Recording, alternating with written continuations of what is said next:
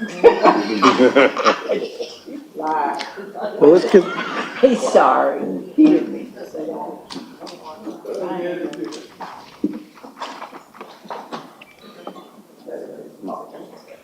5 o'clock somewhere, sir. all right, ladies and gentlemen, we'll now reconvene our September the 17th City Council meeting. Moving into our order of business, I would like to recognize a couple of elected officials that we have with us here this afternoon. Our DA, Cody Wonk, thank you for being here. And County Commission Chair Jeff Eversole, thank you, sir, for being here this afternoon.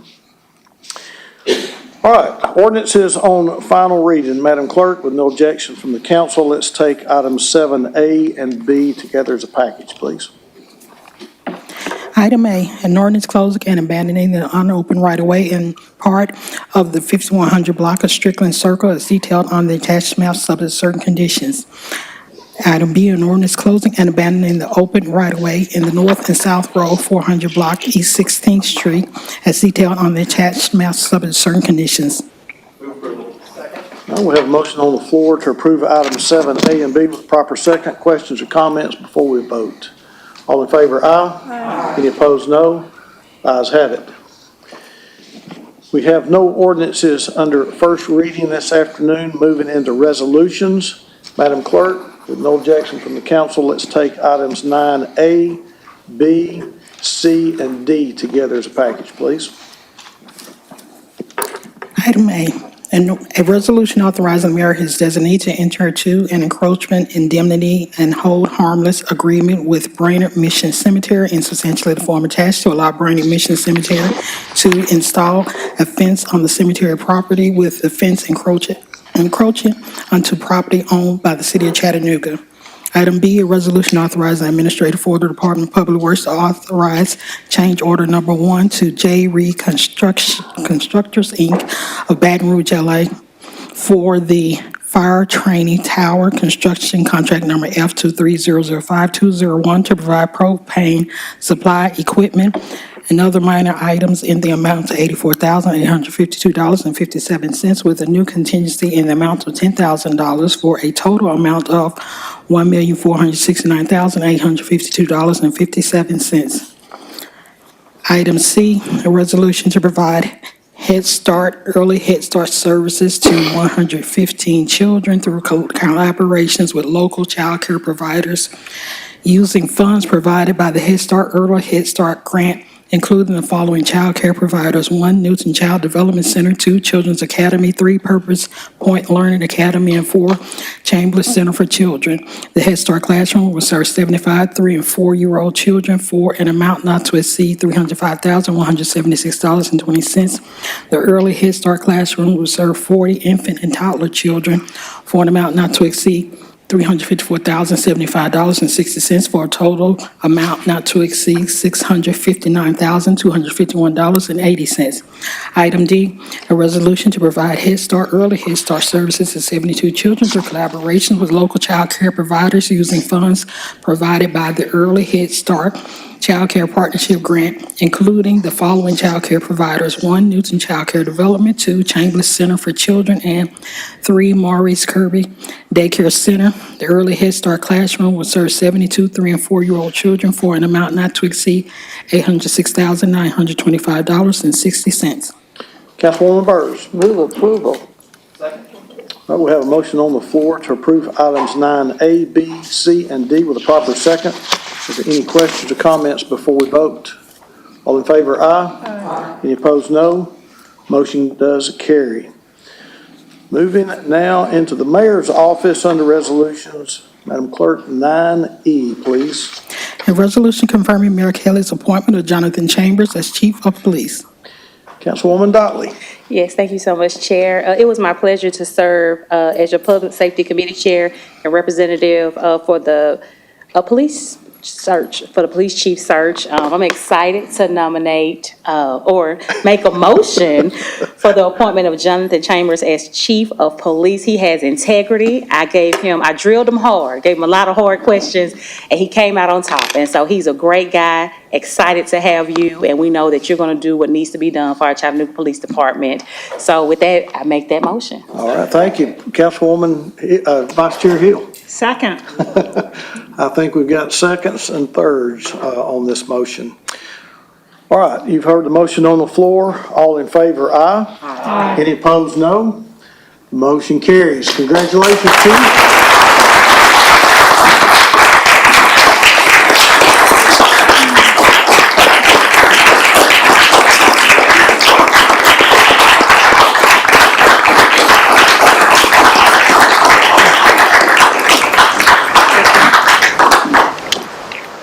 Didn't expect that at all. Well, you got a room full of people here to see it, so.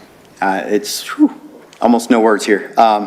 First, I do want to express how grateful and excited I am for the opportunity to serve as the next police chief for the Chattanooga Police Department. I'd like to thank Mayor Kelly for his trust and commitment to me, as well as I'd like to thank each and every one of you all for your time, your input, your consideration, and for your approval. I absolutely am looking forward to working very closely with each and every one of you as we seek to find solutions across the variety of challenges and opportunities that we have in the future. I started with the Chattanooga Police Department when I was literally a kid. I was 20 years old. Started as a park police officer. A few years later, I became a patrol officer where I spent the first half of my career literally working the streets as an officer, and then later as a sergeant in literally every area in the city. I worked different shifts, all 3 shifts, and then in every sector of the city, every zone. During that time, I also made it a point to try to educate myself about the differences within those communities. I grew up in North Georgia, and so I had one perspective and one view, and I spent the vast majority of my career trying to understand, the complexities that exist within the city of Chattanooga.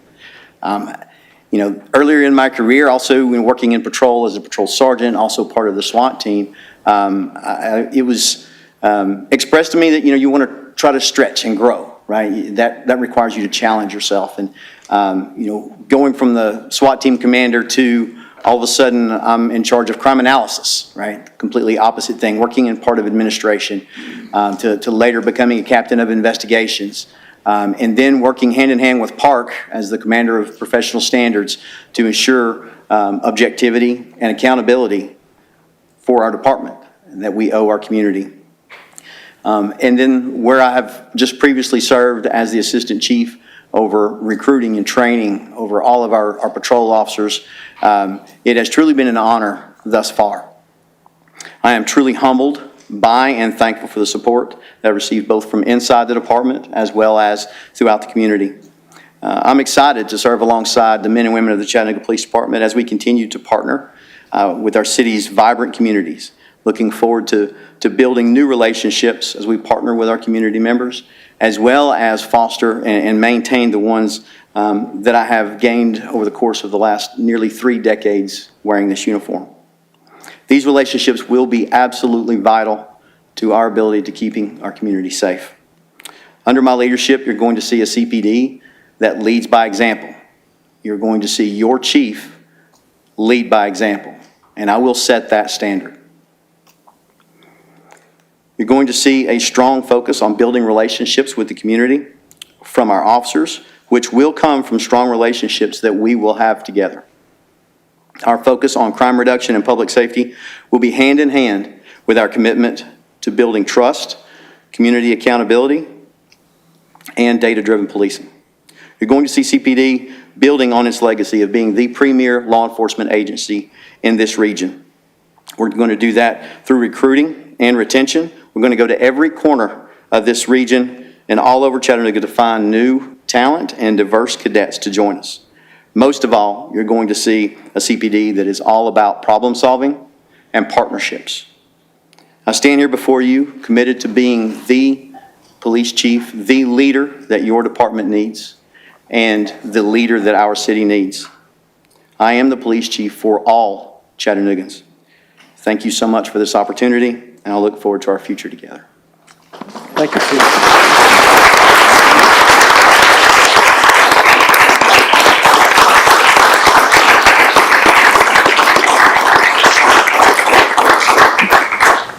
All right, we look forward to great things.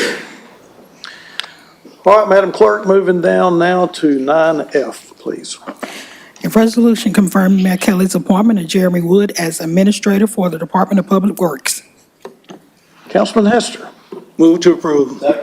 We have a motion on the floor to approve Jeremy Wood as our next Administrator for Department of Public Works with a proper second. Any questions or comments before we vote? All in favor, aye. Aye. Any opposed, no. Motion carries. Congratulations, Joe.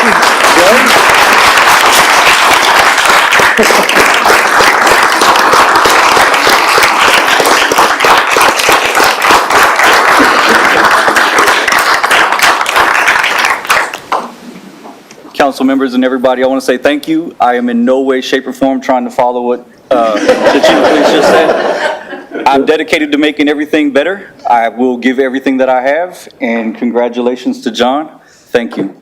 Thank you. Thank you.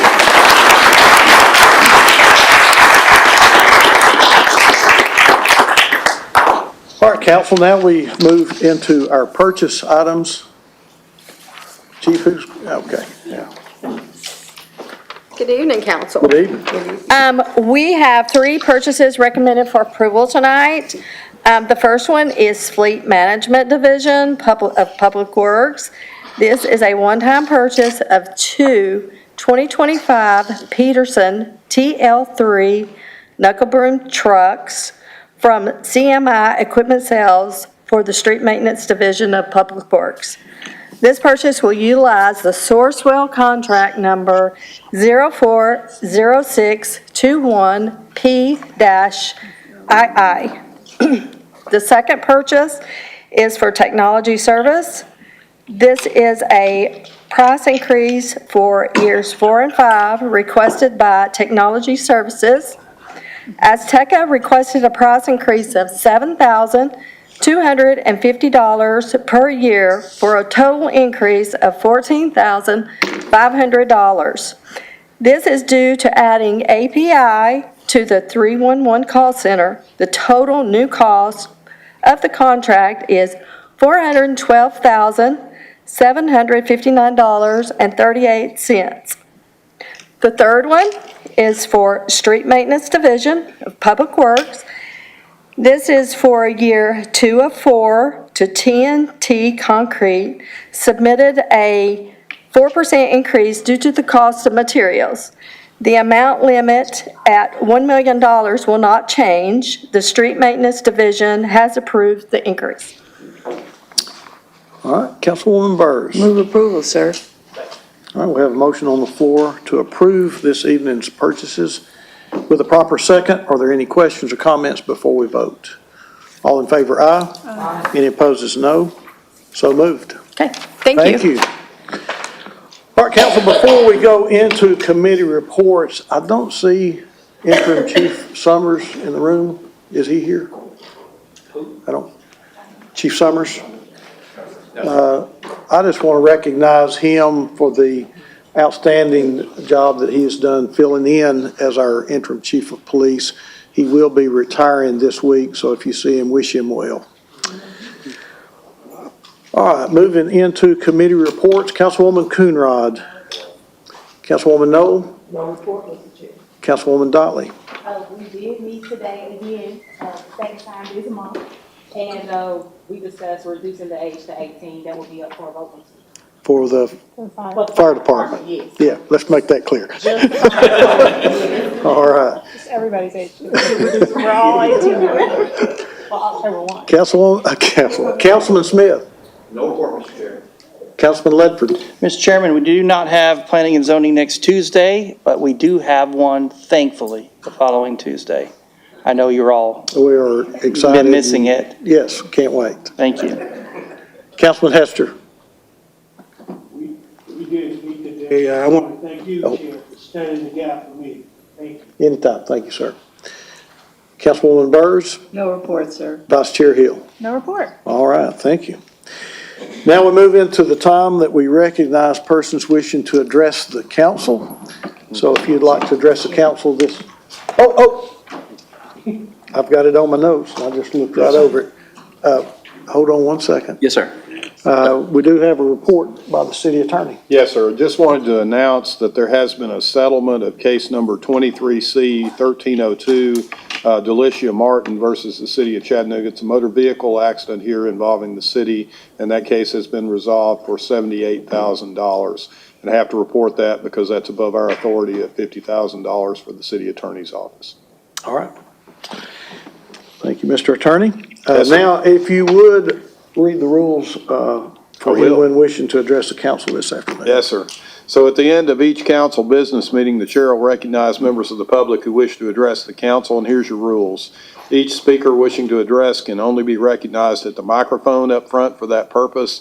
Can't have more than 3 minutes to speak, and you can address the council only upon matters within their legislative and quasi-judicial authority, and not upon matters which are not under their authority but are regulated by other governmental bodies or agencies. Don't engage in any vulgar or obscene language, nor use the floor to personally attack or personally denigrate others, and address your comments to the council as a whole and not towards individual council members. And lastly, do not engage in disorderly conduct, which is prohibited by Tennessee law. Someone commits that offense if a person substantially obstructs or interferes with the meeting by physical action or verbal utterance with the intent to prevent or disrupt a lawful meeting or gathering. Having stated those rules, please go right ahead. Yes, sir. Hold on 1 second. Let's get 3 minutes on the clock. Thank you. Thank you. Josh Branham, 2963 Amnacoa Highway, Governmental Affairs Director for Greater Chattanooga Realtors. We represent all 2,700 plus realtors in the Greater Chattanooga area. Earlier, was it yesterday? It's been a long week already. You all were provided the August 2024 housing statistics for the city of Chattanooga. I did provide some extra supplemental reporting for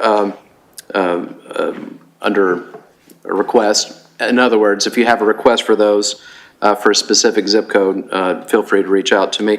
The thumbnail version is that new listings went up, sales have gone up, and with that, you'll notice on your graph that sales price has leveled off. There was a 2% increase compared to August of 2023, which I believe is, I'm no economist, but the increased housing inventory appears to support a leveling of median sales price, which means more people have access to housing, which we love to see. But also I wanted to mention that each year our association, Greater Chattanooga Realtors, partners with our friends at Habitat for Humanity of Greater Chattanooga.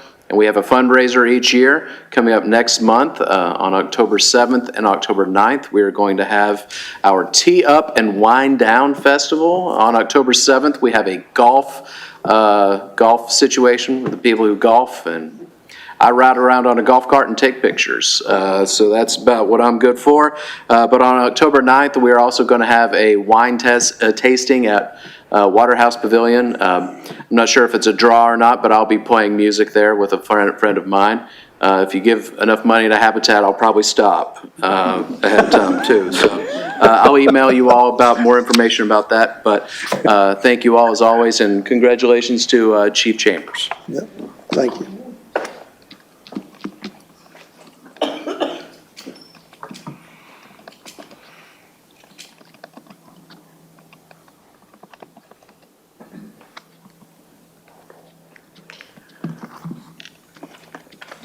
Go ahead, sir. Oh, well, thank you. Monty Bell, the homeless journalist, the gray-haired fox, man with the $1 trillion voice. Today is a special anniversary. 625 Georgia Avenue, 1000 Linley Street. Let me put those addresses in there. September the 17th. It's a very special day. September the 19th is going to be even better. I filed from this location, from this podium, a case against racist white supremacy in here. That occurred in here with defendant David Toulis. As a journalist, as a professional journalist, as a journalist that's been at this profession since I was 13 years of age, I understand respect of persons, although I never get it. I don't get it here. I don't get it at the county commission. I don't get it from your police officers. I don't get it from UTC sheriff's deputies. I don't get it from Hamilton County deputies. I don't get it from any of your politicians, but I'm the best at what I do. And I don't need your assistance. I need my money, $211 billion, $34 million for the intellectual ideas that I've created for the professional, competitive ability to compete for my kids in this awful city, in this dreadful county, in this turned-back buggy town state. Okay? Docket numbers 19C 1049, docket number 19C 1113 that was filed from this location had no business involving your former police chief. I won't say it again, last time. Had nothing to do with your police chief. This case against David Toulis is one person. I've got over 150 people in this case. Who's representing David Toulis? And I've been asking you all that an entire school term, 9 months. I've asked that of the county commission. And no one answers these questions. Ray County told Howard School, we're not coming to play against you because you have an unsafe environment. I've said the same thing to your courts. They have an unsafe environment.